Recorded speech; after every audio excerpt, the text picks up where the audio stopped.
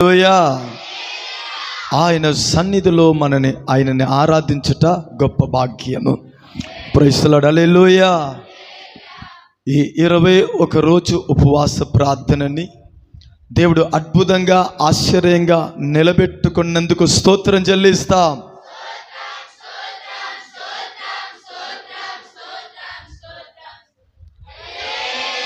హల్లెలూయా. ఈ ఉదయం యేసయ్య నామము మహిమపరచబడును గాక.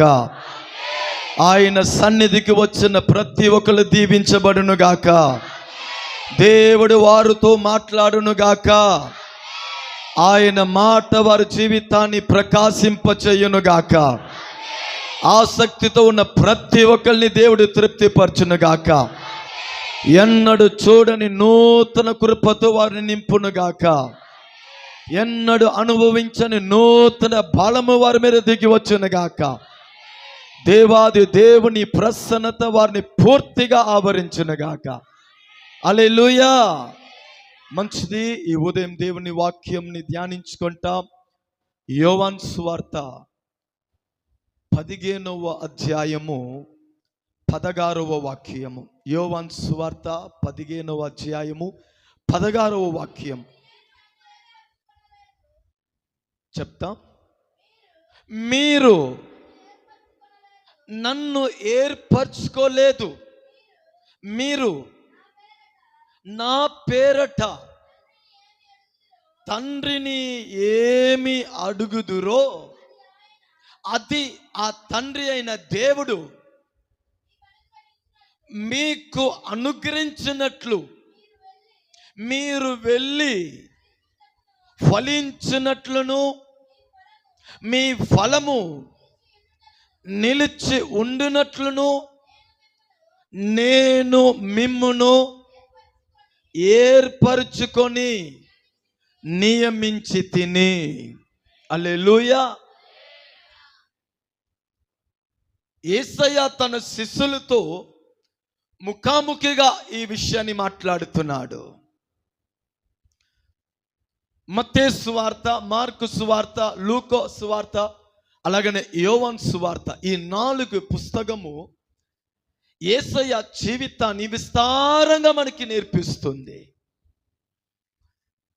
యేసయ్య ఈ భూమిలో ఎలా జన్మించాడు ఈ 4 పుస్తకాలు మనకి నేర్పిస్తుంది. యేసయ్య బోధించిన అనుభవాలని ఈ 4 పుస్తకాలు మనకి నేర్పిస్తుంది.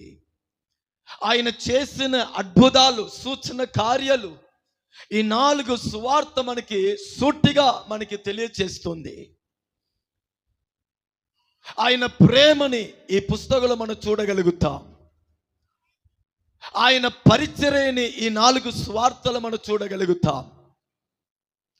ఆయన ఎటువంటి జీవితం జీవించాడు ఈ 4 సువార్త మనకి బోధిస్తుంది. మనుషులకి ఆయన చేసిన సేవ, మనుషుల్ని ఆయన ప్రేమించిన విధానము, మనుషుల్ని ఆయన క్షమించిన కార్యము, ఆ కాలంలో ఉన్న పరిసయులైన, సదుసేయులైన, ధనవంతులైన, ఒక సాధారణ ప్రజలైన అందరికీ ఒక మాదిరికరమైన జీవితాన్ని యేసయ్య జీవించినట్టు బైబిల్లో మనం చూస్తున్నాం. ఈ 4 గ్రంథములు మనం చూస్తున్నాం. యేసయ్య శిలువ మరణాన్ని మనం చూస్తున్నాం. ఆయన పడిన శ్రమని ఈ 4 పుస్తకంలో చూస్తున్నాం. ఆయన పడిన కొరడా దెబ్బల్ని చూస్తున్నాం. శిష్యుల్ని ఆయన సేవ కొరకు తయారు చేసిన అనుభవాల్ని చూస్తున్నాం. దేవుని రాజ్యాన్ని గురించిన బోధలని ఈ 4 పుస్తకంలో చూస్తున్నాం. పరిశుద్ధ జీవితం అంటే ఏమిటి, తగ్గింపు జీవితం అంటే ఏమిటి, ఉపవాస జీవితం అంటే ఏమిటి, సమాజంలో సాక్ష్యం కలిగి బ్రతకాలంటే ఏమిటి, ఉపవాస జీవితం అంటే ఏమిటి, ప్రార్థన జీవితం అంటే ఏమిటి, ఒకరిని ఘనపరచుట అంటే ఏమిటి, గౌరవించాలంటే ఏమిటి, దేవుని బంధములో జీవించాలంటే ఎలా, అపవాది శోధన మన మీద వచ్చేటప్పుడు ఆ శోధనని ఎలా ఎదుర్కోవాలి, ఈ సమాజంలో జీవించే ఒక వ్యక్తి, ఒక కుటుంబముగా, ఒక వ్యక్తిగా, ఒక యవనస్తుడు ఎలా ఈ సమాజంలో బ్రతకాలి అనేది యేసయ్య ఈ 4 సువార్తలో సూటిగా క్లియర్గా అన్నిటిని బోధించాడు. ఏది కూడా దాచిపెట్టకుండా ఆయన బోధించాడు. ఆత్మ వరముని గురించి తన జీవితంలో నుండి బోధిస్తున్నాడు. ఇప్పుడు యేసయ్య ఏ ఉద్దేశముతో పరలోకాన్ని విడిచి భూమి మీద వచ్చాడు, ఆ ఉద్దేశము నెరవేర్చబడే సమయము దగ్గర అయింది. తండ్రి అయిన దేవుని చిత్తమేమిటి?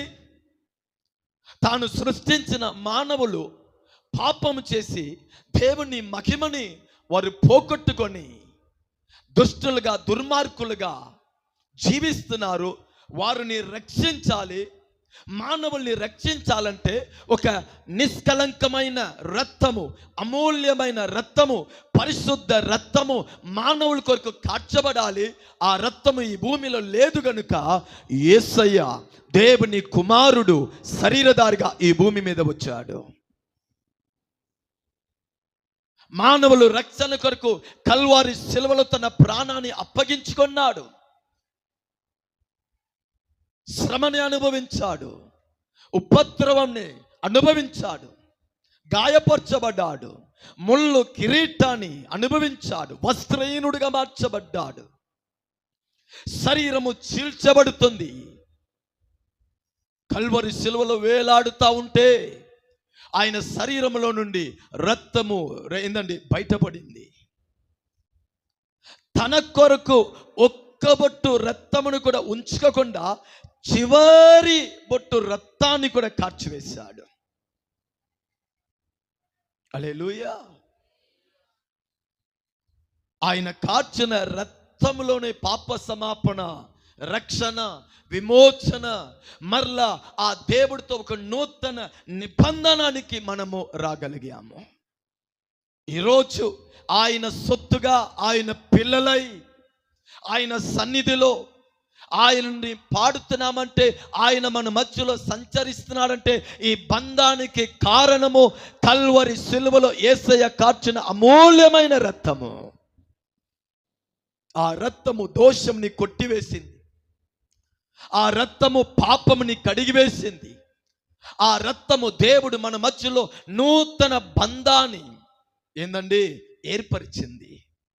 దాని నిమిత్తమే ఈ ఉదయము తండ్రి అని మనం పిలువగలుగుతున్నాము. ఆయన మనని పిల్లలు అని పిలువగలుగుతున్నాడు. ఆమేన్. ఇప్పుడు ఆ అనుభవాల్ని నెరవేర్చే సమయం వచ్చేసింది. సిలువలో మరణించే రక్తము కార్చే ఆ సమయం వచ్చేసింది. ఇప్పుడు చివరిగా ఆ రాత్రి యేసయ్య తన శిష్యులతో కూడి బల్లారాధన చేస్తున్నాడు. ఆమె మన చదివిన వాక్య భాగము ఏ సందర్భంలో యేసయ్య చెప్పాడు అనేది నేను మీకు చెప్తున్నాను. శిలువ మరణము దగ్గర వచ్చాడు. ఆ రాత్రి యేసయ్య శత్రువ చేత పట్టబడబోతున్నాడు. గెత్సేమనే తోటలో శత్రు ఆయనని పట్టే ముందు పై గదిలో శిష్యులతో కూడి బల్లారాధన చేస్తూ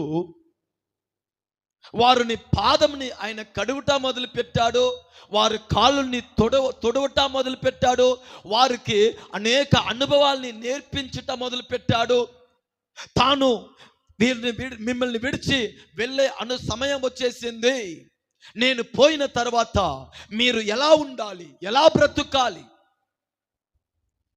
అని ఒక విస్తారమైన మాటని వారికి శిష్యులకి బోధించిన ఆ బోధలో ఒక భాగమే మన చదివిన భాగము. మరలా చదువుతామా? 15వ అధ్యాయం 16వ వాక్యము. మీరు నన్ను ఏర్పరచుకోలేదు. చాలు శిష్యులారా, మీరు నన్ను ఏర్పరచుకోలేదు, నేను మిమ్మల్ని ఏర్పరచుకున్నాను. 12 శిష్యులు వారు యేసుని వెతుకొని వచ్చారా, లేకపోతే యేసే ప్రతి ఒక్కరిని వెతుక్కొని వెళ్ళి నన్ను వెంబడించండి అన్నాడా? యేసు కాదా? ప్రతి ఒక్కరి దగ్గర వెళ్ళి నన్ను వెంబడించండి. పేతురు నన్ను వెంబడించు, యాకోబు నన్ను వెంబడించు. ప్రతి ఒక్కరిని ఆయన వారి దగ్గర వెళ్ళి వారితో మాట్లాడి వారిని ఆయన ఏర్పరచుకున్నాడంట. అందుకే ఆ రాత్రి వారితో అంటున్నాడు, శిష్యులారా, మీరు నన్ను ఏర్పరచుకోలేదు, నేను మిమ్మల్ని ఏర్పరచుకున్నాను కనుక. హల్లెలూయా. మీరు సాధారణమైన వారు కాదు. మీతో చేపలు పని చేసేవారు చాలా మంది ఉంటే నేను మిమ్మల్ని ఏర్పరచుకున్నాను. మీలాగా ఈ సమాజంలో పని చేసేవారు ఉంటే నేను మిమ్మల్ని ఏర్పరచుకున్నాను. మీకంటే మంచి స్థాయిలో ఉన్నవారు మీ ప్రాంతంలో ఉన్నా నేను మిమ్మల్ని ఏర్పరచుకున్నాను.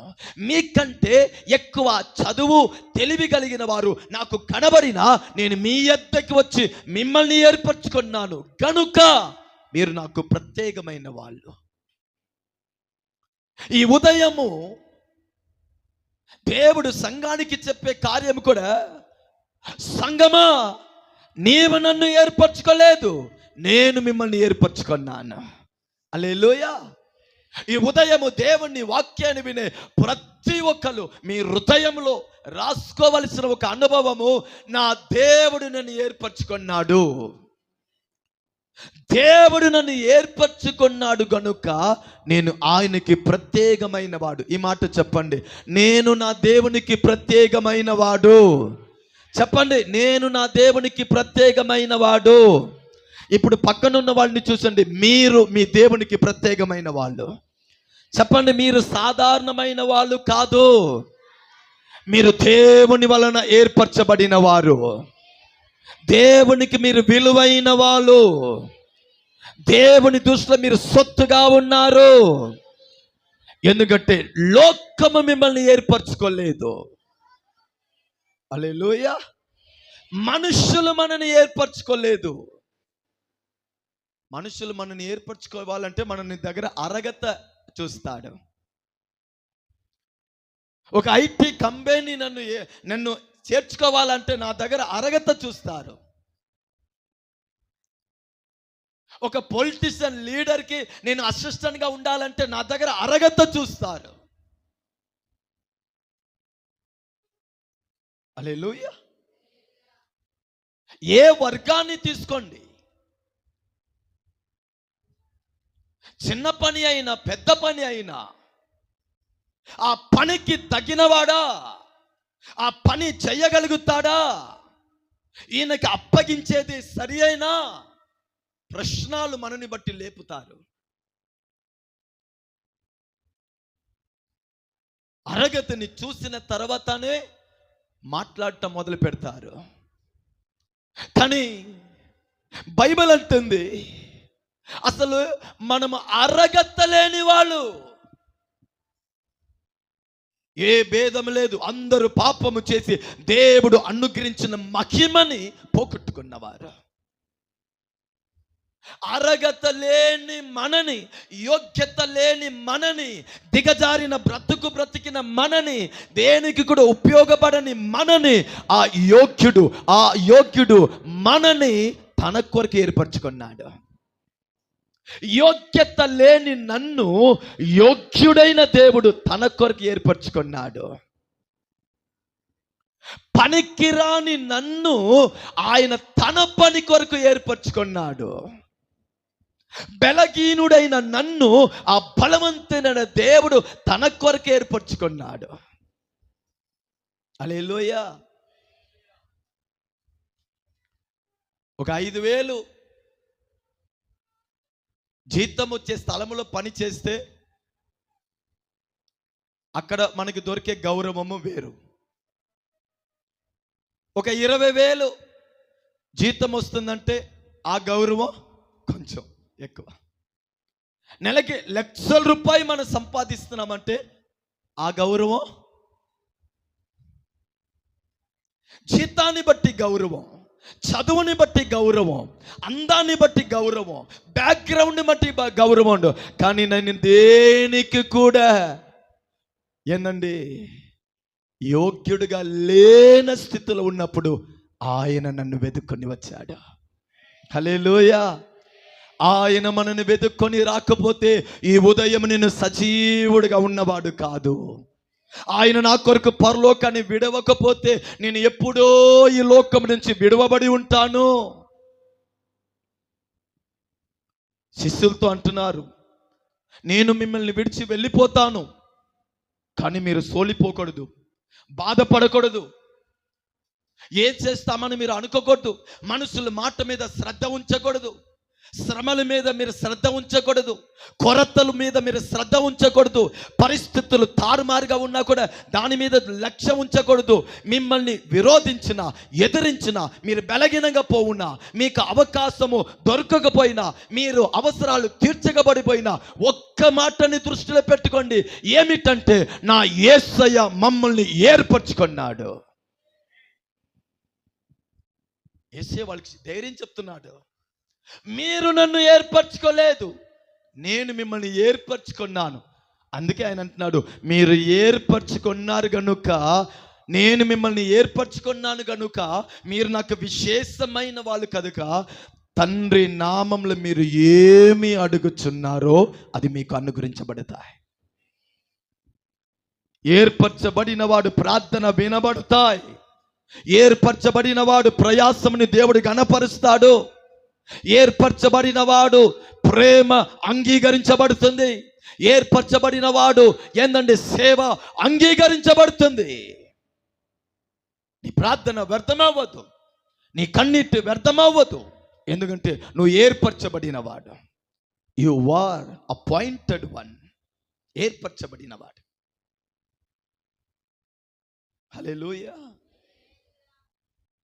ఆయన మనకి ఫామ్ ఇచ్చి, ఈ ఫామ్ మొత్తం ఫిల్ చేసి నాకు ఇవ్వండి, మేము ఎంక్వైరీ చేస్తాము, తర్వాత మేము ఇంటర్వ్యూకి పిలుస్తాము, తర్వాత చూస్తాంలే, ఇదన్నీ చేశాడా?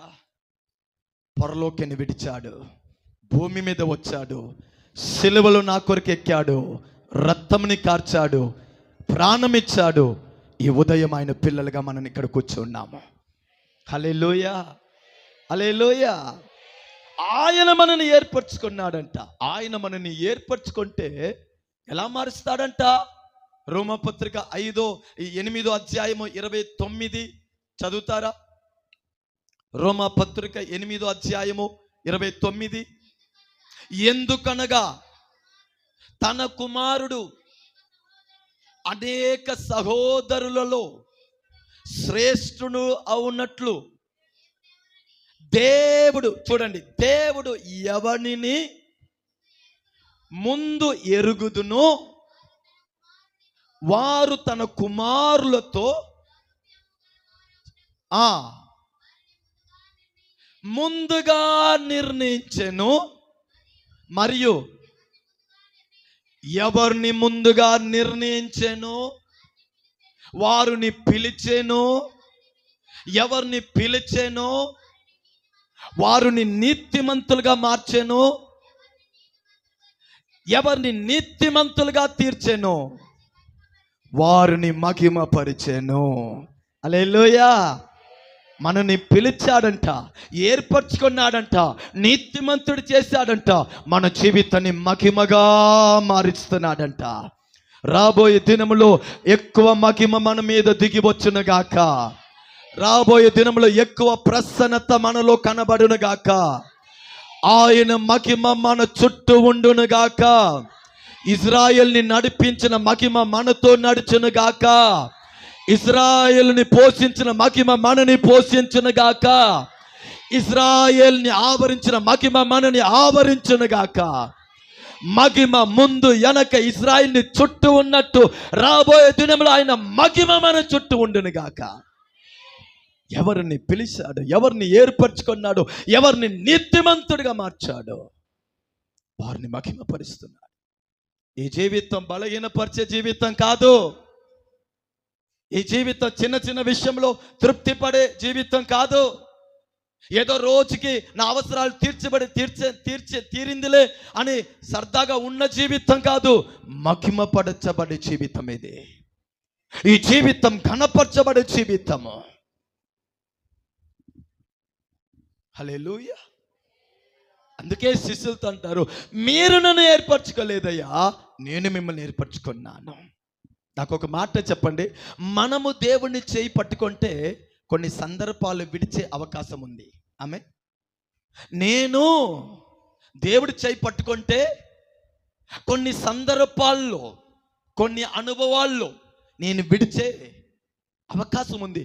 ఆయన మన చేయి పట్టుకుంటే హల్లెలూయా, విడువండి అన్నా కూడా విడువడు. ఆమేన్ చెప్పండి. నన్ను వదలండి అన్నా కూడా వదలడు. హల్లెలూయా. ఎందుకంటే ఆయన మాట ఇచ్చాడు, నేను విడువను ఎడబాయను.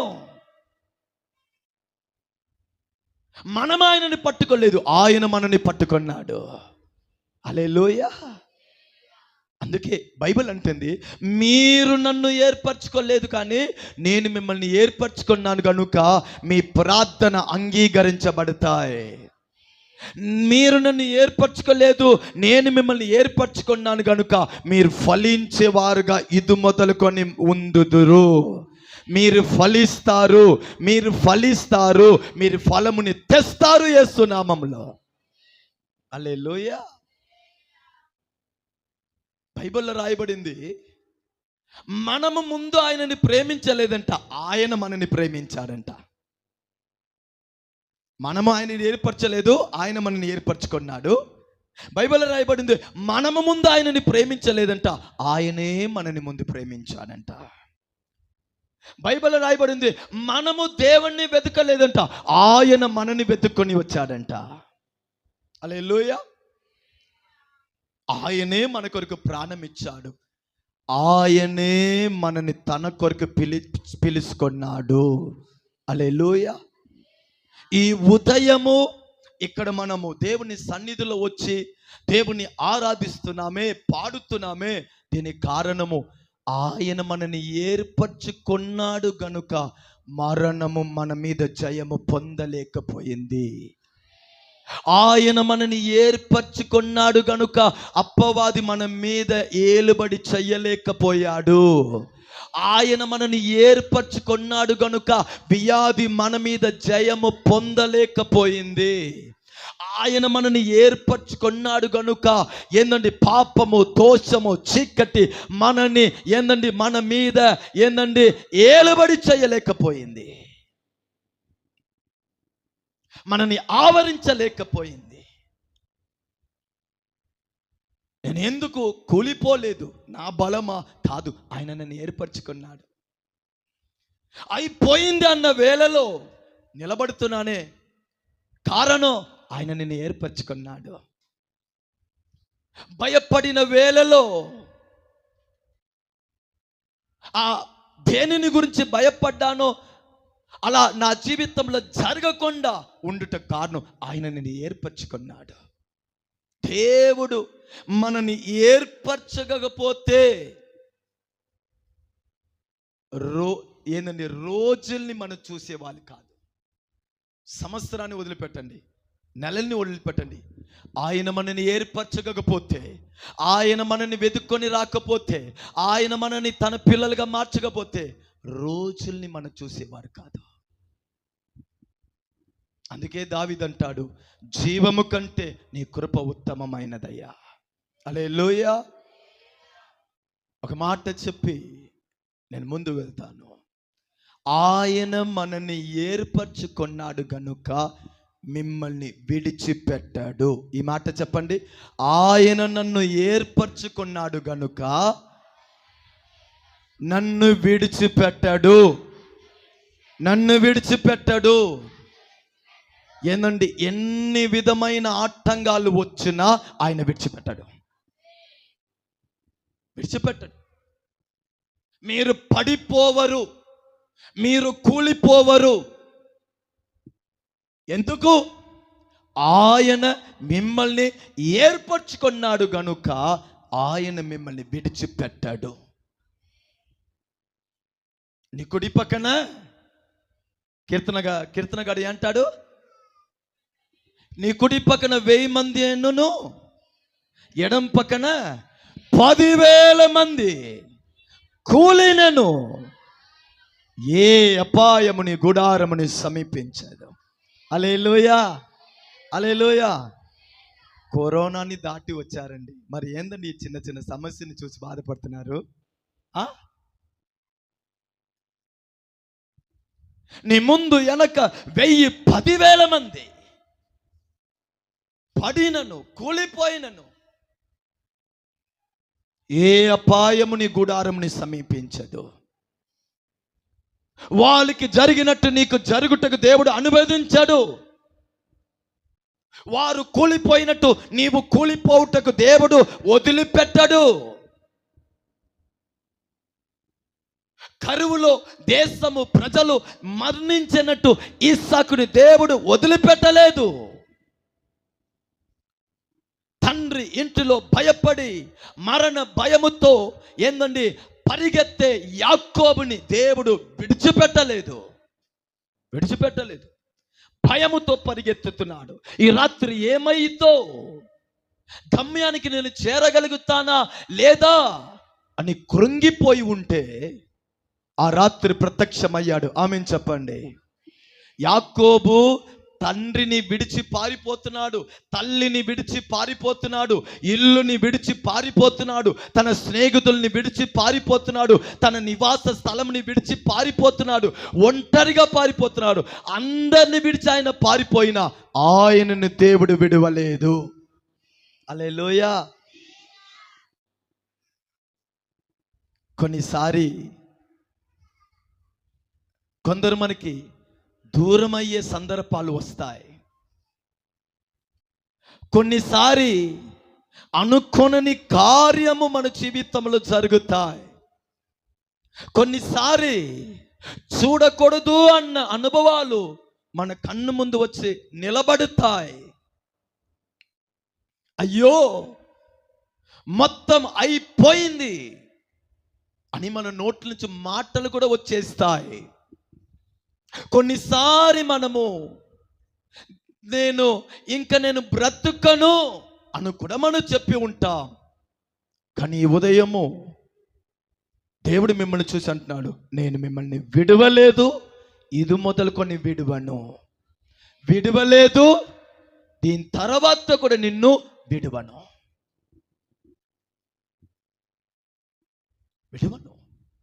ఎందుకు? ఆయన ఎందుకు మనని విడుటకు ఇష్టపడట్లేదు? కొన్నిసారి నేను ప్రార్థన చెయ్యకపోయినా నేను విడవలేదు, కొన్నిసారి దేవుణ్ణి వెతకకపోయినా నేను విడవలేదు, కొన్నిసారి నేను లోబడకపోయినా విడవలేదు, కొన్నిసారి తిరుగుబాటు చేసినా నేను విడవలేదు, కొన్నిసారి నేను ఆయనని బాధ పెట్టించినా నేను విడవలేదు, కొన్నిసారి దేవునికి అవమానాన్ని తెచ్చినా విడవలేదు, కొన్నిసారి నా సాక్ష్యంలో నేను నిలబడకపోయినా ఆయన నన్ను గురించి ఆయన బాధపడిన సందర్భాలు ఉంది. కొన్నిసారి నా వలన యేసేకు అవమానము, నిందలు కలిగిన సందర్భాలు వచ్చింది. ఆయన కూడా ఆయన మనస్సు మనని వదిలిపెట్టుటకు ఒప్పుకోలేదు. అది యేసయ్య. ఎన్నిసారి ఆయన విషయంలో నిర్లక్ష్యం చేసి ఉంటాం, ఎన్నిసారి ఆయన మేలుని మనం మర్చిపోయి జీవించి ఉంటాం, ఎన్నిసారి ఆయనకి చెల్లించవలసిన ఆ కృతజ్ఞత లేకుండా మనం జీవించి ఉంటాం. బాధపడి ఉంటాడు. కానీ మనల్ని వదులుకొనటానికి ఎన్నడూ ఆయన కోరుకోలేదు. హల్లెలూయా. ఎందుకు తెలుసా ఆయన మనని వదులుకొనటానికి ఇష్టపడట్లేదు? ఆయన మనని ఎన్నుకొన్నాడు. ఎలా ఎన్నుకొన్నాడు? తన ప్రాణమిచ్చి మనని ఎన్నుకొన్నాడు, తన రక్తముని కార్చి మనని ఎన్నుకొన్నాడు, మన కొరకు శిలువ త్యాగము చేసి మనని ఎన్నుకొన్నాడు, మరణాన్ని రుచి చూసి ఆయన మనని ఎన్నుకొన్నాడు. అంత సులువుగా వదిలిపెట్టాడు. మనం ఎంత దూరము పోయినా ఆయన వెంటాడుతానే ఉంటాడు, వెంటాడుతానే ఉంటాడు. ఆయనకి బాధ కలిగిన ఆ బాధలతోనే నేను వెంటాడుతానే ఉంటాడు. నువ్వు అయ్యా నాతో రావద్దన్నా కూడా ఆయన వెంటాడుతానే ఉంటాడు. నువ్వు నాకు వద్దన్నా కూడా ఆయన నిన్ను వెంటాడుతానే ఉంటాడు. నీవు ఆయనని గాయపరిచినా నిన్ను వెంటాడుతానే ఉంటాడు. నాకు యేసయ్య వద్దన్నా కూడా వెంటాడుతానే ఉంటాడు. నేను ప్రార్థన చెయ్యను అన్నా కూడా వెంటాడుతాడు. ఎందుకు తెలుసా? ఎందుకు తెలుసా? దాని వలన ఆయనకి వచ్చేది నష్టం కాదు, దాని వలన నా బిడ్డకి నష్టం వచ్చిద్దని నిన్ను వెంటాడుతున్నాడు. నాకు దూరమైతే నా పిల్లలకి సమస్య, నా బిడ్డ నా ప్రేమని అర్థం చేసుకుంటాడు, నా బిడ్డ నన్ను అర్థం చేసుకుంటాడని వెంటాడుతున్నాడు, వెంటాడుతున్నాడు, తప్పిస్తున్నాడు, కాపాడుతున్నాడు, మరువు చేసుకుంటున్నాడు. కీడులో పడకుండా ఏందండి తన కృపలో మరువు చేసుకుంటున్నాడు. కారణము నా గొప్పతనము కాదు, కారణము నా ప్రార్థన కాదు, కారణము నా చందా కాదు, కారణము ఏదో నేను చేసేసానది కాదు. ఆయన ప్రేమ, ప్రేమ. ఆయన మనని ఎన్నుకున్నాడు. అందుకే అంటున్నాడు, మీరు నన్ను ఎన్నుకోలేదు, నేను మిమ్మల్ని ఎన్నుకున్నాను. కనుక ఆయన మనల్ని విడిచిపెట్టాడు. హల్లెలూయా, విడిచిపెట్టాడు. ఒక వాక్య భాగముని నేను మీకు చెప్పి మన ప్రార్థన చేయబోతున్నాం. ఏర్పరిచిన వారిని, దేవుడు ఎన్నుకున్న వాడిని పడిపోయే సందర్భాలు వచ్చినా, కూలిపోయే సందర్భాలు వచ్చినా దేవుడు వదలకుండా ఎలా కాపాడుతున్నాడు అని ఒక అనుభవాన్ని నేను బోధించి మన ప్రార్థన చేస్తాం. మత్తయి సువార్త 14వ అధ్యాయము, మత్తయి సువార్త 14వ అధ్యాయము 22వ వాక్యం నుండి 34వ వాక్యం వరకు ఒకరు బిక్కరగా చదవండి. వెంటనే ఆ జన సమూహములను పంపివేసిన తర్వాత తన శిష్యులు ఓడ ఎక్కి తనకంటే ముందుగా అక్కడికి వెళ్ళవలనని ఆయన వారిని బలవంతము చేసెను. ఇక్కడ ఆయన అంటే యేసు జన సమూహాన్ని పంపివేసి ప్రార్థన చేయుటకు ఏకాంతముగా కొండ ఎక్కిపోయి సాయంకాలమైన తర్వాత ఒంటరిగా ఉండేను. అప్పుడు ఆ దోణి దూరముగా ఉండగా గాలి, ఇప్పుడు అక్కడ అద్భుతాలు జరిగింది. ఇంచుమించి 5,000 ప్రజలకి యేసయ్య భోజనం ఇచ్చాడు, ఆకలి తీర్చాడు. ఇప్పుడు అందరు ఎవరు వారు తన ఇంటికి, గృహానికి బయలుదేరారు. ఒక గుంపు ప్రజలు ఓడ ఎక్కి మరొక స్థానానికి ఏందండి ఓడలో ప్రయాణం చేయవలసిన సందర్భాలు వచ్చింది. ఇప్పుడు శిష్యులు వారితో వెళ్తా ఉంటే సముద్రం మధ్యలో వెళ్ళగానే భయంకరమైన గాలులు విసురుతుంది. గాలి ఎదురైందని అందున అలలు వలన కొట్టబడుచుండెను. రాత్రి 4వ జామమున వారు శిష్యులు ఆ సముద్రం మధ్యలో అలలు వలన, గాలిల వలన ఇబ్బంది పడుతూ ఉంటే కొండ ఎక్కి ఏకాంతంగా ప్రార్థిస్తూ ఉన్న యేసయ్య ఇప్పుడు వారు ఉన్న ఆ సముద్రం మధ్యలో కనబడుతున్నాడు. రాత్రి 4వ జామమున సముద్రం మీద నడుచుచు వారి యొద్దకి వచ్చాను. యేసయ్య సముద్రం మీద నడుచుచా శిష్యులు చూసి తొందరపడి భూతమై చెప్పుకుని భయము చేత కేకలు వేసిరి. వెంటనే యేసు ధైర్యము తెచ్చుకొనుడి, నేనే, భయపడకూడదని వారితో చెప్పాను.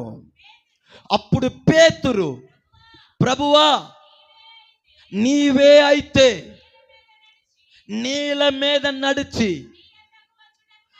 నీ యొద్దకి వచ్చుటకు నాకు సెలవు ఇమ్మో అని ఆజ్ఞన ఇయ్యగా ఆయనతో అనేను. అప్పుడు యేసు రమ్మనగానే పేతురు దోణి దిగి యేసు యొద్దకు వెళ్ళుటకు నీళ్ళ మీద నడిచెను. కానీ గాలిని చూసి భయపడి, చూసారా, పేతురు మునిగిపోయే సమయంలో ప్రభువా నన్ను రక్షించుము అని కేకలు వేసెను. వెంటనే ప్రభు యేసు చేయి చాపి అతన్ని పట్టుకొని, అల్ప విశ్వాసి ఎందుకు సందేహం పడితివి అని చెప్పాను. వారు దోణి ఎక్కిన తర్వాత గాలి అణికెను. అంతర దోణిలో ఉన్నవారు వచ్చి, నీవు నిజముగా దేవుణ్ణి కుమారుడు అని చెప్పి ఆయనను మొక్కాను. ఈ కథ మీ అందరికీ అర్థమైంది. యేసయ్య ఒక స్థలంలో పరిచయం చేస్తూ ఉంటే విస్తారమైన జన సమూహం వచ్చింది. వారిని పంపించేటప్పుడు ఆకలితో ఉన్నారు.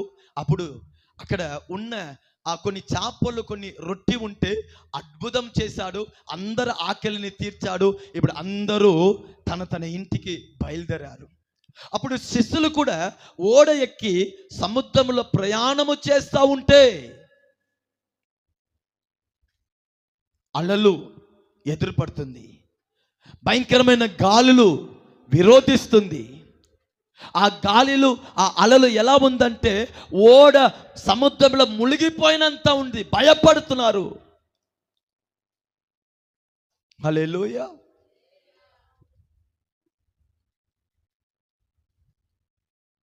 భయపడుతూ ఉన్నారు. కానీ ఈ ఓడలో వెళ్ళే ఈ శిష్యులు ఎవరు? ఏర్పరచబడిన వారు.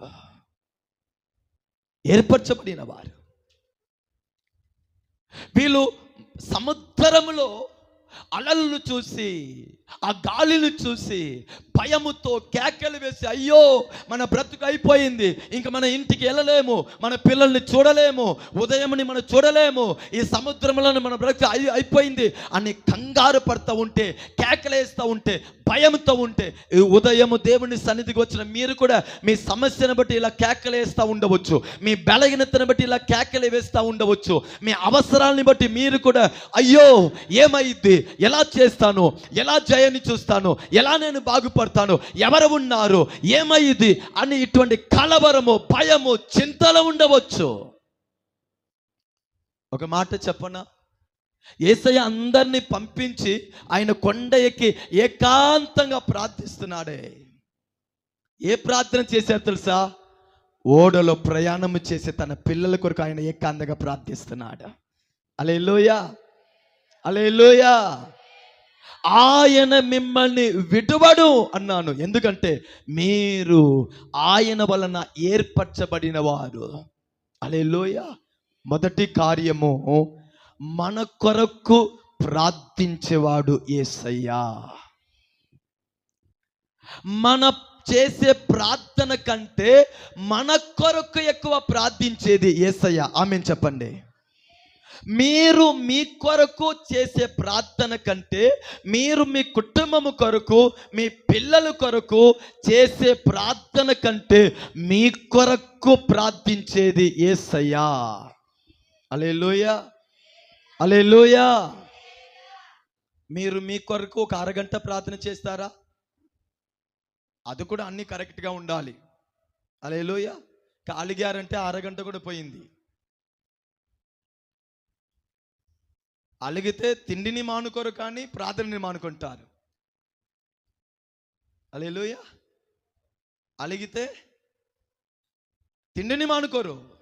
నిద్రని మానుకోరు, ముచ్చట్లని మానుకోరు, ఏందండి ప్రార్థన వరకు మానుకుంటారు. అది ఒక ప్రత్యేక కృప. హల్లెలూయా. టెన్షన్ అయ్యావు, అలిగావు, అలా చెప్పేశారు, ఇలా చెప్పేశావు, నువ్వు సరి అయిన విశ్వాసి అంటే అప్పుడు కాదా నువ్వు దేవుని సన్నిధిలో వచ్చి కూర్చొని ప్రార్థన చేయాలి. ఏమండి, మనం ఎంత ప్రార్థన చేసినా నా కొరకు ఎక్కువ దివారాత్రి ప్రార్థించేది నా యేసయ్యా. హల్లెలూయా. నువ్వు పని చేసేటప్పుడు నీ కొరకు నా యేసయ్య ప్రార్థిస్తున్నాడు. నీ పిల్లలు స్కూల్ వెళ్ళేటప్పుడు నీ కొరకు నా యేసయ్య ప్రార్థిస్తున్నాడు. నువ్వు ఇంట్లో ఉన్నప్పుడు, సమస్యలు ఉన్నప్పుడు, బాధలో ఉన్నప్పుడు, ఇరుక్కులో ఉన్నప్పుడు, భయంలో ఉన్నప్పుడు, చింతలో ఉన్నప్పుడు నీ కొరకు ప్రార్థించేది ఎవరంటే యేసయ్య. ఆ రోజు ఓడలో శిశులు ప్రయాణము చేస్తూ ఉంటే సమస్య వచ్చేది యేసయ్యకి తెలుసు, అలలు లేస్తాయని యేసయ్యకి తెలుసు, గాలులు విసురుతాయని యేసయ్యకి తెలుసు, నా ప్రజలు ఇబ్బంది అవుతారు యేసయ్యకి తెలుసు, ఓడ మునిగిపోవచ్చు యేసయ్యకి తెలుసు. వారిని పంపించి యేసయ్య పడుకోలేదు, నిద్రపోలేదు, వారు ప్రయాణం అవుతూ ఉంటే ఆయన కొండ ఎక్కి ఏకాంతంగా ప్రార్థిస్తున్నాడు. అందుకే మొదటి యోవాను 2వ అధ్యాయం మొదటి వాక్యం ఇలా రాయబడింది. మొదటి యోవాను 2వ అధ్యాయం మొదటి వాక్యం, నా చిన్న పిల్లలులారా పాపము చెయ్యకుండా ఉండునట్లు ఈ సంగతులను రాయిచున్నాను.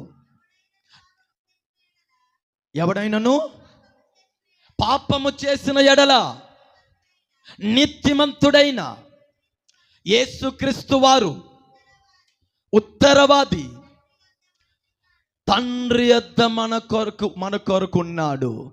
ఏమండి, మనం తప్పు చేసేటప్పుడు, జారిపోయేటప్పుడు ఏందండి, మన కొరకు తండ్రి సన్నిధిలో ఒక ఉత్తరవాది ఉన్నారంట. ఆయన పేరే యేసయ్యా. హల్లెలూయా. కనుక మీరు మునిగిపోవటానికి వీలు లేదు, ఎందుకంటే దేవుడు మిమ్మల్ని ఏర్పరచుకున్నాడు. పేతురు మునిగిపోయే అనుభవాలు వచ్చింది, మునిగిపోలేదు. మొదటిగా యేసయ్య మనందరి కొరకు ప్రార్థిస్తున్నాడు. రెండోది ఏమండి, 2వ వాక్యము చదువుతారు, 25వ వాక్యం చదవండి. మత్తయి సువార్త 14:25.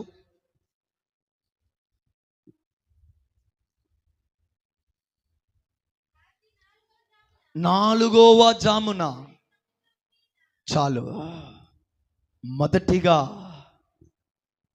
మన కొరకు నిరంతరంగా యేసయ్య ప్రార్థిస్తున్నాడు. గనుక మీరు కూలిపోవరు. హల్లెలూయా. ఎత్తుకో.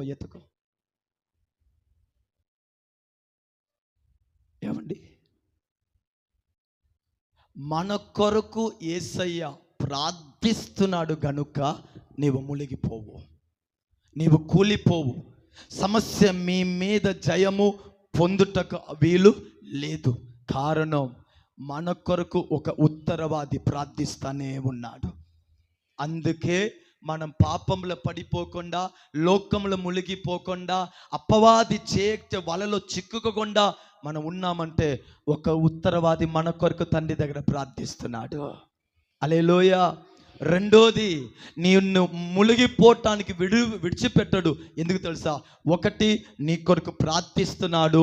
రెండోది, నీ కొరకు దిగి వచ్చేవాడు. రెండోది, నీ కొరకు దిగి వచ్చేవాడు. యేసయ్య ఎక్కడ ప్రార్థన చేస్తూ ఉన్నాడు? కొండ మీద ప్రార్థన చేస్తూ ఉన్నాడు. వీళ్ళు సమస్యలను ఎక్కడ ఎదుర్కొంటున్నారు? సముద్రంలో. కొండ మీద నుంచి వారు ఉన్న స్థలానికి దిగి వచ్చాడు. హల్లెలూయా. మన కొరకు కొందరు కొన్నిసారి అడుగు పెట్టుటకు కూడా ఆలోచిస్తారు. మన కొరకు నిన్ను చెప్పాను, లేచి అటు నిలబడు.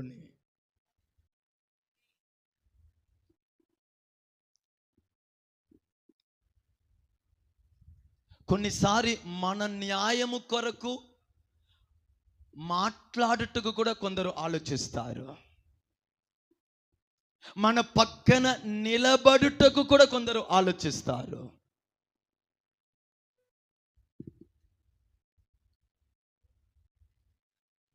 న్యాయమే అయినా కూడా మనకి తోడు నిలబడుటకు కూడా ఆలోచిస్తారు. ఈయన ఇలా తప్పు చేయలేదయ్యా, మాట్లాడుటకు నోరు తెరవదు కొందరికి.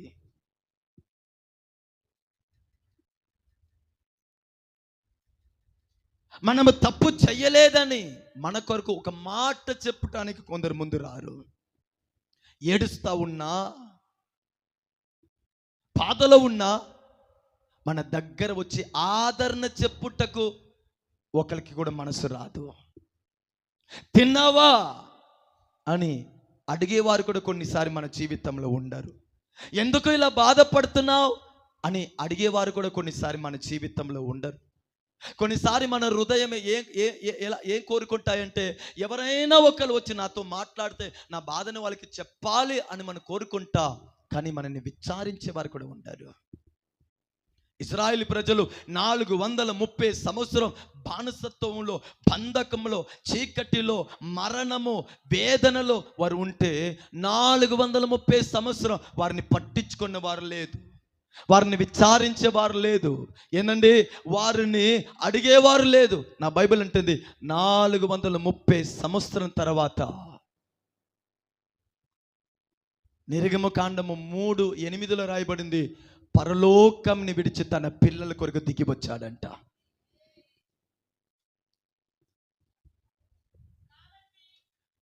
కాబట్టి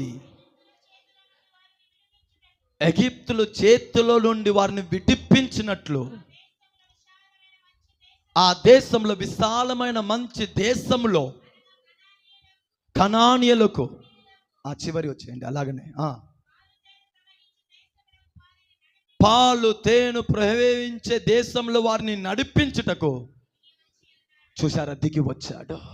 నీ కొరకు దిగి వచ్చేవాడు నీ దేవుడు తప్ప మరొకరు నీ జీవితంలో ఉండరు. మీరు ఎంతమందిని నమ్మండి, ఎంతమంది మీద మీరు ఆధారపడండి, ఎంతమంది మీకు మాట అయ్యండి, అవసరములో, ఒంటరితనంలో, బాధలో, ఇరుకులో నువ్వు ఉన్నప్పుడు నీ కేకని విని నీ దగ్గర దిగి వచ్చేవాడు నీ దేవుడు తప్ప మరొకరు ఉండరు. వస్తారు ఆలస్యంగా, వస్తారు పని అయిపోయిన తర్వాత, వస్తారు అవసరాలు తీరిన తర్వాత. అది అక్కైనా, బావైనా, ఎవరైనా, వారైనా సరే వస్తారు, కానీ సమయానికి రారు. వస్తారు అవసరం తీరిన తర్వాత. ఈ ఉదయము దేవుడు అంటున్నాడు, నేను నిన్ను ఏర్పరచుకున్నాను గనుక నేను నీకు ఉత్తరవాది. ఈ పిచ్చి స్నేహము, ఈ పిచ్చి మాటలు ఏందండి మరీ ఎక్కువ నెత్తి మీద పెట్టుకోకూడదు.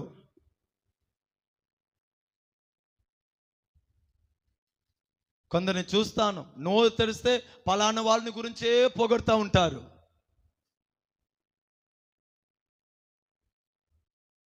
ఒక దేవుణ్ణి బిడ్డ నోట్లో ఆయన తప్ప మరొకడు దిక్కు లేదండి మనకు. బైబిల్ అంటుంది మన కొరకు ఏ సమయమైనా దిగి వస్తాడు. ఏడుస్తున్నావా దిగి వస్తాడు, కృంగిపోయావా దిగి వస్తాడు, మార్గము కనబడట్లేదంటున్నావా దిగి వచ్చి నేను నడిపిస్తానమ్మా అంటాడు. ఆయన మన కొరకు ఉత్తరవాది వరకు కాదు, ఆయన నీ కొరకు ప్రార్థన చేసేది వరకు కాదు, ఆయన నీ క్షేమం కొరకు ప్రార్థించే వరకు కాదు. ప్రార్థించేవాడు ఉత్తరవాది, అదే సమయంలో నీ పక్కన నిలబడే దేవుడు అనేది మర్చిపోవద్దు. ఆయనే మనకు ఆశ్రయము, ఆయనే మనకు కేడము. అందుకే 27వ కీర్తనలో 10వ వాక్యంలో దావీదు అంటాడు, నా తల్లి తండ్రి నన్ను విడిచినను ఆయన నన్ను చేర్చుకున్నాడు. నా తల్లి తండ్రి నన్ను విడిచినను ఆయనే నన్ను చేరతీశాడు, ఆయన చేర్చుకున్నాడు. ఎందుకు ఇంత ప్రేమ నీ మీద? కారణం ఆయన మనల్ని ఎన్నుకున్నాడు. హల్లెలూయా. పేతురు శిష్యులు ఆ ఓడలో మునిగిపోయినట్టు భయపడతా ఉంటే ప్రార్థించాడు. రెండోది బైబిల్ అంటుంది, వారు ఉన్న స్థలానికి కొండ మీద నుంచి దిగి వచ్చాడు. హల్లెలూయా. హల్లెలూయా. మూడోది, ఆయన నిన్ను ఎన్నుకొన్నాడు గనుక, మూడోది నిన్ను లేపి నిలబెట్టేవాడు. ఆమేన్ చెప్పండి. హల్లెలూయా. ఆయన నిన్ను ఎన్నుకొన్నాడు గనుక నిన్ను విడువడు, నీ కొరకు ప్రార్థిస్తున్నాడు. రెండోది ఏందండి, నీ కొరకు దిగి వస్తున్నాడు. మూడోది నిన్ను ములిగిపోకుండా ఏందండి లేపి నిలబెట్టేవాడు. 30:31 చదవండి. 14 మత్తయి 14:30-31. గాలిని చూసి భయపడి మునిగిపోవు సాగి, ప్రభువా రక్షించుము అని కేకలు వేయగా, వెంటనే యేసు చేయి చాపి పట్టుకొని, అల్పవిశ్వాసి ఎందుకు సందేహించావని చెప్పాను. చాలు. హల్లెలూయా. మూడోది, ఆయన మనల్ని ఎన్నుకొన్నాడు గనుక నిన్ను మునిగిపోవుటకు వదలాడు.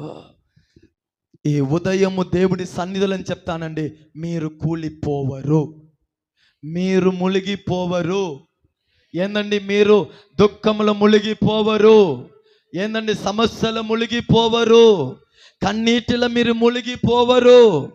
అపవాది కార్యములు మీరు మునిగిపోవరు. ఎందుకంటే నీ చెయ్యి పట్టి నిన్ను నిలబెట్టేవాడు నీతోనే ఉన్నాడు. ఈ ఉదయం ఈ మాటని మీ హృదయంలో తీసుకొని వెళ్ళండి. నేను మునిగిపోవను. మనుషులు ఏ అన్నా సరే నేను మునిగిపోవను. పరిస్థితులు ఎలా ఉన్నా నేను మునిగిపోవను. మరి ఏందండి, నాకు నా మీద నమ్మకం లేకపోయినా నేను మునిగిపోవను. ఎందుకంటే తన చెయ్యి చాపి నన్ను నిలబెట్టేవాడు. హల్లెలూయా. ఎలా మిమ్మల్ని వదిలిపెడతాడు? ప్రాణమిచ్చి మిమ్మల్ని ఎన్నుకొన్నాడంటే మిమ్మల్ని వదిలిపెడతాడా? దుఃఖానికి, భయానికి, చీకటికి, వ్యాధికి, పోరాటానికి, మరణానికి ఆయన మిమ్మల్ని ఎలా వదిలిపెడతాడు? అందుకే బైబిల్లో రాయబడింది, యెషయా గ్రంథము 54:17 నీకు విరోధంగా రూపించబడిన ఏ ఆయుధము. ఈ ఉపవాస ప్రార్థన ఒక ముగింపు రోజులో నేను మీకు చెప్తాను. మీకు విరోధంగా రూపించబడిన ఏ ఆయుధము, ఏ వ్యాధి, ఏ సమస్యలు, ఏ విరోధి, ఏ పోరాటము నీకు విరోధంగా అది పని చేయదు. ఈ ఉదయము ఆయన హస్తము సమస్తముని కొట్టివేయనుగాక, సమస్యలు కొట్టివేయబడునుగాక, దుఃఖము కొట్టివేయబడునుగాక, వ్యాధి కొట్టివేయబడునుగాక, అపవాది ఆలోచనలు కొట్టివేయబడునుగాక, పోరాటం కొట్టివేయబడునుగాక, దారిద్రతలు కొట్టివేయబడునుగాక. యేసు నామములో రిపోర్టు మారునుగాక, మనుషుల మాటలు కొట్టివేయబడునుగాక, నీలో ఉన్న చెడ్డ తలంపు కొట్టివేయబడునుగాక, నీలో ఉన్న బాధలు కొట్టివేయబడునుగాక, రూపించబడిన ఆయుధాలు లేకుండా పోవునుగాక. ఆయన హస్తము నీ కొరకు పరాక్రమము చెయ్యునుగాక, ఆయన హస్తము నీ కొరకు యుద్ధము చెయ్యునుగాక, ఆయన హస్తము నిన్ను పట్టుకొనుగాక, ఆయన హస్తము నిన్ను నిలబెట్టునుగాక, ఆయన హస్తము నిన్ను తప్పించునుగాక, ఆయన హస్తము నిన్ను కౌగలించునుగాక, ఆయన హస్తము నిన్ను పోషించునుగాక, ఆయన హస్తము శత్రుని చెదరగొట్టునుగాక. నీ కొరకు ప్రార్థించేవాడు, నీ కొరకు దిగివచ్చేవాడు, దిగివచ్చి ఊరకనే దిక్కు చూసేవాడు కాదు.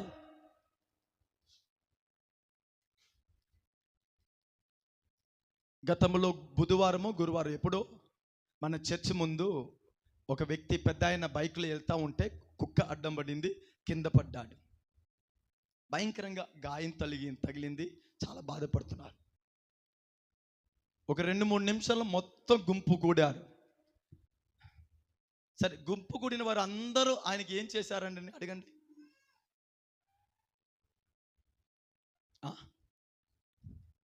పెద్దవాళ్ళు మొదలుకొని ఈ పిల్లలు, కొన్ని తల్లులు వారి పసు పిల్లలను కూడా మోసుకొని వచ్చారు, ఇది ఎగ్జిబిషన్కి వచ్చేనట్టు. ఏందమ్మా ఎందుకమ్మా అంటే ఇటు మాట్లాడుతుంటే ఇటుంటే ఒకళ్ళు దూరుతున్నారు. ఏదో వైజాగ్ నుంచి ఒక సూపర్ స్టార్ వచ్చినట్టు మన ఊరికి అందరు ఎగబడుతున్నారు. ఆయనకేమో గాలి ఆడట్లేదు, ఆయనకేమో హార్ట్ ప్రాబ్లం.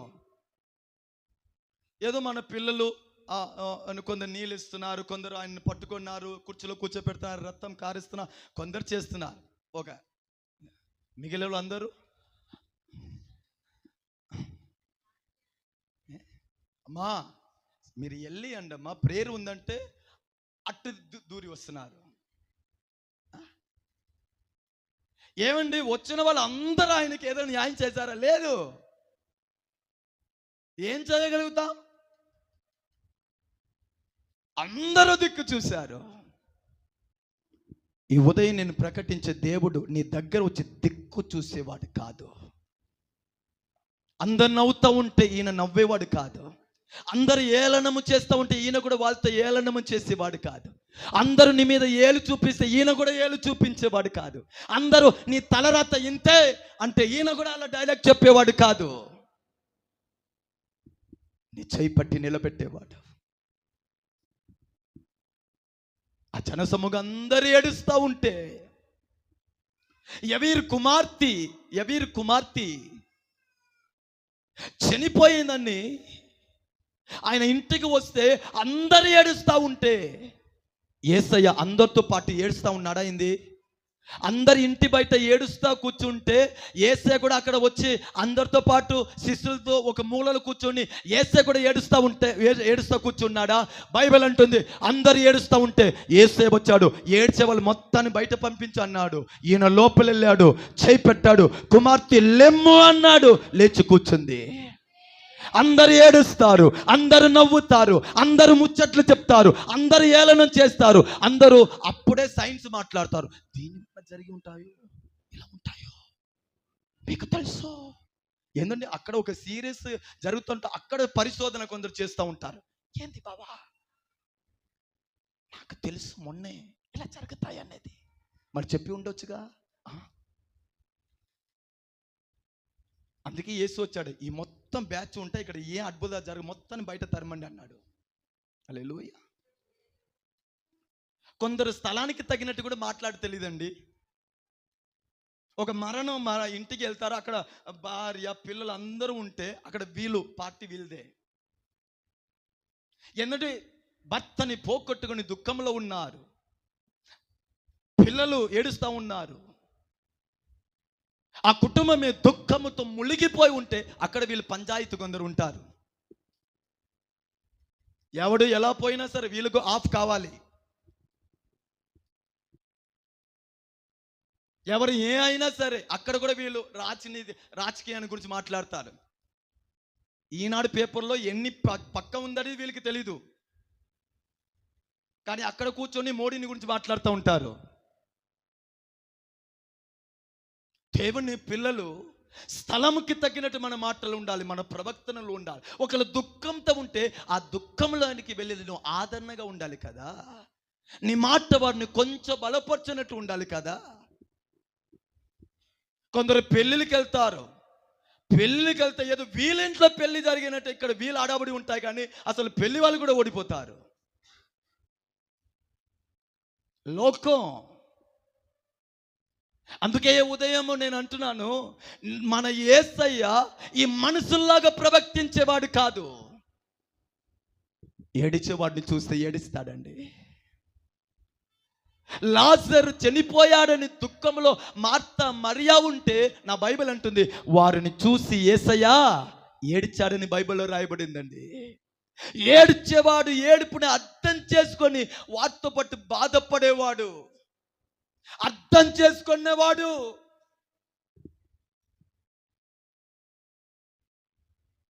ఈ ఉదయం నేను మీకు అంటున్నాను, ఆయన మిమ్మల్ని ఖచ్చితంగా పట్టుకొని లేపి నిలబెడతాడు. ఎందుకంటే ఆయన నిన్ను ఎన్నుకున్నాడు కనుక. నువ్వు మునిగిపోవు, నువ్వు విస్తారమైన మేలును చూస్తావు. ఉన్నతమైన స్థానముని మీరు చూసే వరకు మీరు కూలిపోవరు. ఆ పరిపూర్ణతను చూసే వరకు మీరు కూలిపోవరు. ఆ వాగ్దానం నెరవేరే వరకు మీరు కూలిపోవరు. ఆ అద్భుతాన్ని చూసే వరకు మీరు కూలిపోవరు. ఆ మేలు నీ దగ్గర వచ్చే వరకు నువ్వు కూలిపోవు. మనుషులు ఏదైనా అన్నని, అపవాది ఏదైనా చెయ్యని, నీ చుట్టూ ఏదైనా జరగని, నువ్వు ఒకే నమ్మకం మీద ఉండు. నా దేవుడు నాకు ఉంచినది నేను చూసే వరకు నేను మునిగిపోవను, పడిపోవను. నీ దగ్గర వచ్చి నీ చేయి పట్టి నిలబెట్టేవాడు. నాలుగోది, ఆయన ఏర్పరచుకున్నవాడు కొరకు నాలుగోది ఆయన చేసేది లేపి తన దగ్గర చేర్చుకున్నవాడు. ఆమెన్ చెప్పండి. నాలుగోది ఏంటంట? తన దగ్గర చేర్చుకున్నాడు. లేపి సముద్రంలోనే పేతుని వదిలేశాడా? ఎక్కడ వదిలాడు? ఓడ మీద. తన దగ్గర చేర్చుకున్నాడు. ఎందుకు తెలుసా? నీ కొరకు ఆయన ఎందుకు ప్రార్థిస్తున్నాడు తెలుసా? నీ కొరకు ఎందుకు ఆయన దిగి వస్తున్నాడు తెలుసా? నిన్ను ఎందుకు పట్టి లేపి నిలబెడుతున్నాడు తెలుసా? ఆయన ఎందుకు నిన్ను తన దగ్గర చేర్చుకున్నాడు తెలుసా? ఆయన నిన్ను ఎన్నుకున్నాడు. నాలుగోది, దేవుడు అంటున్నాడు, ఆయన మనని ఎన్నుకున్నాడు గనుక నువ్వు చెయ్యవలసినది ఆయనతో ఈరోజు ఒక తీర్మానం చేయండి. యేసయ్యా, నేను మీతో ఉంటానయ్యా. ఆయన లేపి తన దగ్గర చేర్చుకున్నాడు. అంతేనా? దాని అర్థం ఏమిటి? దేవుని పిల్లలైన మనము ఆయనతోనే ఉండాలి. రక్షణలో ఉండండి, సంఘంలో ఉండండి, వాక్యంలో సరిగా ఉండండి, ప్రార్థనలో సరిగా ఉండండి, దేవుణ్ణి సరిగా వెతకండి. అవసరానికి దేవుణ్ణి వాడుకోవద్దు, తండ్రిగా దేవుణ్ణి అంగీకరించండి. హల్లెలూయా. తన దగ్గర చేర్చుకుంటాడు. చెప్పనా, మీ దగ్గర ఏ అపాయం రానియ్యడండి.